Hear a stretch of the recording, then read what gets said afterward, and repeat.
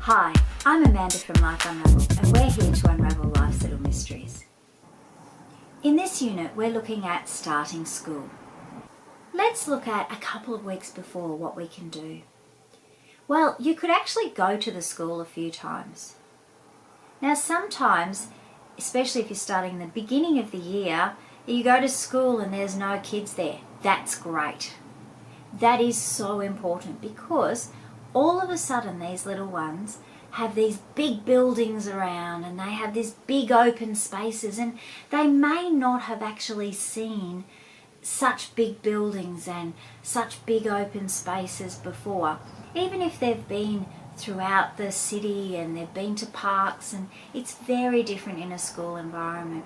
There's signs everywhere, there's doors and lots of activities that they can do. They've got jungle gyms, they've got ovals. So just going for a walk to the school and having a look in the school a few weeks beforehand without any of the other kids there is great. The other thing that you can do is start to get into that morning routine. So even if you're not going to school, what you could do is get the kids up, get them into that routine, make sure that they get dressed, have their breakfast, clean their teeth, get their school bag ready, and then you could just go off on an adventure. So the few weeks beforehand, at least do that a couple of times. The week before, get them into that routine every day, even if it means that you have to go out for a coffee every day in the morning and you're leaving at 7:30 in the morning to go for that coffee or to go for a drive or to do something. It's really important that they're in that routine and that it's happening before they hit school. And that way, if their sleeping routine is not quite right, you'll get it right before they start that school activity, because a school day is very tiring for these little ones. And if we can keep that school routine going and we can get them to bed early, then they'll be happier and they'll be able to cope a lot better and more successful at school. On their first day, well, you've got your routine done. You know what you're having for lunches and you have all that prepared. Make sure that you prepare that the night before. They need to get up. They'll be so excited. They might even get up at like 4 in the morning. So that time you just need to sit with them in their bed and give them a bit of a cuddle and say it's not time to get up yet. Or allow them to have a bit of a play for 10-15 minutes and then get back into bed. Say, okay, we still need a bit more sleep. Have an alarm that goes off so that they know that when that alarm goes off, that's when they get up. And then when they get up, make sure that you're fully dressed and you're ready to go, because then you can help them with that routine. Now, if you've got a couple of kids, the little ones will have watched those bigger ones get ready, so they'll sort of have a heads up and they'll sort of know the school routine and what's happening. But if it's your first one that's going to school, having you ready makes life so much easier, because then you don't have to worry about trying to rush for you getting ready while they've finished all of theirs. And one of the most important things is don't put TV on. Don't let them play on an iPad. If they've done everything and they're fully ready to go and you've got 10 or 15 minutes before you have to leave, get them to play with a bit of Lego or do a puzzle or read a book. Now, reading a book is great because that sets that expectation that in the mornings you'll read a book before you go to school. And that way they can get, the more that they read and the more that they have that skill of reading, the more opportunities they have to practice that skill, the quicker and easier they learn to read. So reading is a great thing once they've finished everything and the bag's at the door and they've got their shoes on and they've cleaned their teeth and they've done everything they need to do. Then they can just get there, get ready and sit and read a book. I've found if you put screens on, it changes the calming effect of the routine. It changes the way that the brain works. And they start getting a little bit uptight and anxious, and and then, or they get so involved with the game, they then don't want to leave the game. They want to finish that level or finish whatever they're up to before they leave. And that in itself can then cause anxiety and can cause frustration, and then which leads to tantrums and temper tantrums and sulking, and those sorts of emotions you want to try and keep away from the morning routine. You want them to be happy and calm, and that's one of the most important things, is to be really calm.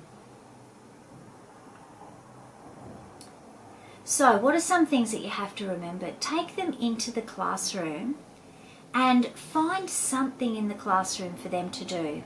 And then just give them a quick kiss and a cuddle and say, see ya.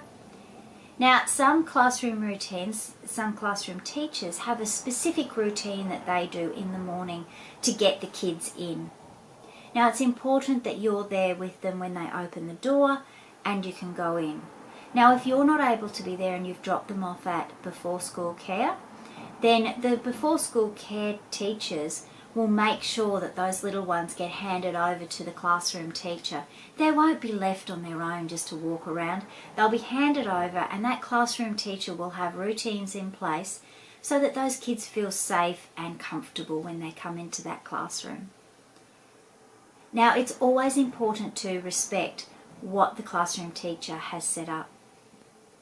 Even if that teacher is only a first year out or a second year out teacher, what you'll find is the support behind that teacher is quite substantial. There will be head of curriculum teachers who will be talking to that teacher about what routines they will have set up. There will be experienced senior teachers who mentor that teacher. So those routines that they've set up are often set up from a huge amount of experience. So trust in what the teachers are doing, and it'll be easy for those children to have that transition. Make sure you tell them when you're going to see them next. Oh, I'm going to see you at the end of the day. I look forward to seeing you at the end of the day. Give them a big cuddle and a kiss and bye. Make sure you have that happy look on your face, even if you are dying inside. Try and keep it together until you've dropped them off and they can't see you anymore, and then let the tears flow. I remember the first day when I took my eldest to school and I dropped her off, and I just broke down when I got to the car. I felt so awful. Now, there are often other mums that are feeling exactly the same way. So get together with them, have a coffee, have a cry, and it's really okay because most people do it.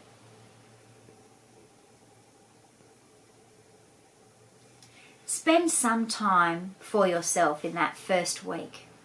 Now, it's going to be hard. Don't just go home and do all the jobs that need to be done. Actually go out, have a coffee, have some relaxing time, because when the kids come home, it's going to be full on, and your routines have to change as well. So you need that headspace to get your head around all these new routines that are happening. These new emotions that the kids are feeling and that you're feeling, the excitement, the anticipation, all that increases your adrenaline that's going through your system. So give yourself a break, at least a week. Allow yourself to do something nice, even if it means at 11 o'clock grabbing some friends and going to the movies. If you're working, even if you're working and you've dropped the kids off at before school care and you're picking them up at after school care, it's still important in your lunch times to give yourself time to work through those emotions of that your little one is now at school, because it's such a big thing. It's so wonderful to watch them grow up, and this new stage of their life is so cool. But you have to give yourself the time to work through those emotions. Look, this is the start of an amazing experience that you're going to have. School is wonderful, and there will be ups and downs, and there will be some good teachers and there will be some bad teachers, but at the end of the day, what we're looking at is helping your child reach their potential, and everyone really wants to work together to make sure that your child is given the best care, the best opportunities for success. And there are things that you can do along the way, and we'll we will be going through all those sorts of things throughout the different courses that we've got. But it's important that you feel good about it and that you celebrate their successes. Even their tiniest successes are worthwhile giving them a bit of praise. Look forward to seeing you in the next unit. Bye.